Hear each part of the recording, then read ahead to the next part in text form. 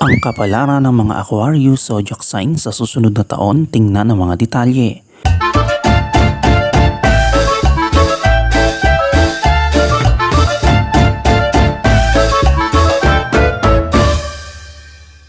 Ano nga ba ang horoscope sa pag-ibig ng mga Aquarius?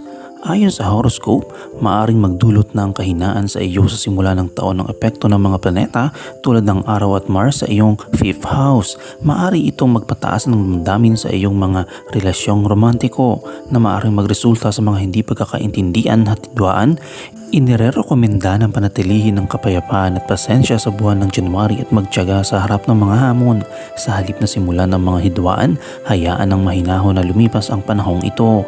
Ang mga buwan ng February at March ay magdadala ng magandang biyaya dahil sa impluwensya ng mga planeta tulad ng Venus at Mercury sa iyong ika-5 bahay o 5th house sa pamamagitan ng kanilang epekto sa iyong ika-11 bahay o 11th house.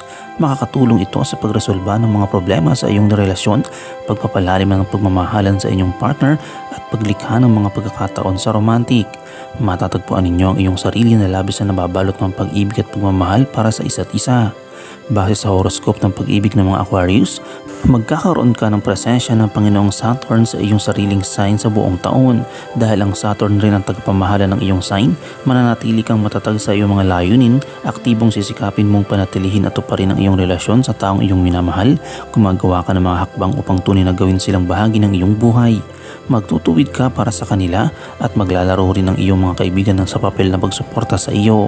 Ang mga panahon mula sa June hanggang July at November hanggang December ay magiging lubhang kaaya-aya para sa iyo. Sa panahong ito, magiging matibay ng malakang iyong relasyong pag-ibig. Nitong taon ay maroon kang pagkakataon na mag-propose ng kasal sa kanila. Ano nga ba ang horoscope ng mga Aquarius para sa career? Sa inyong career, mananatili ang Panginoong Saturn sa iyong sign sa buong taon na nagbibigay impluwensya sa iyong ika-3, ika-7 at ika-10 bahay. Aktibong gagawin mo ang malaking pagsisikap dahil sa epekto ng Saturn sa iyong ika-3 bahay. Susuportahan ka ng iyong mga katrabaho sa trabaho at tatanggapin mo ang hirap ng trabaho. Ang pagkakatugma ng Saturn sa iyong ika-10 bahay ay magdadala ng tagumpay sa iyong mga layunin. Magtatrabaho ka upang mabigay ng malaking ambag sa iyong trabaho at ang iyong masipag na pagsisikap ay wastong gagantipalaan na magdadala sa iyo ng magandang posisyon sa iyong propesyon. Bukod dito, ang impluwensya ni Saturn sa ika-7 bahay o 7th house na siyang ika-10 bahay mula sa ika-10 ay magpapadali sa pag-angat ng iyong karera sa iyong piniling larangan. Makakaranas ka ng mas maraas na pagiging abala sa iyong larangan ng trabaho mula February hanggang March.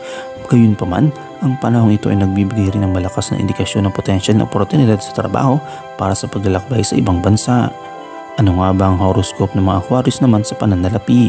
Ang taong ito ay mapotensyal na magdulot ng positibong resulta ng pananalapi.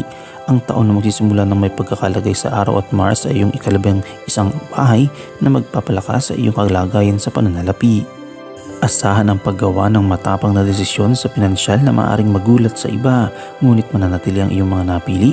Nagtuturo ang horoscope na maaaring magdulot ng ilang di pantay na sitwasyon sa pananalapi sa March na nangangailangan ng maingat at pamamahala ng kita at gastusin upang manatili ang lakas.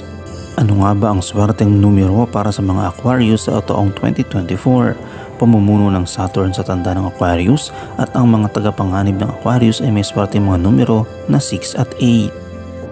I-comment mo lang ang inyong opinion sa comment section at huwag kalimutang i-like, i-follow, i-subscribe ang bcgram.net para sa mga latest happenings.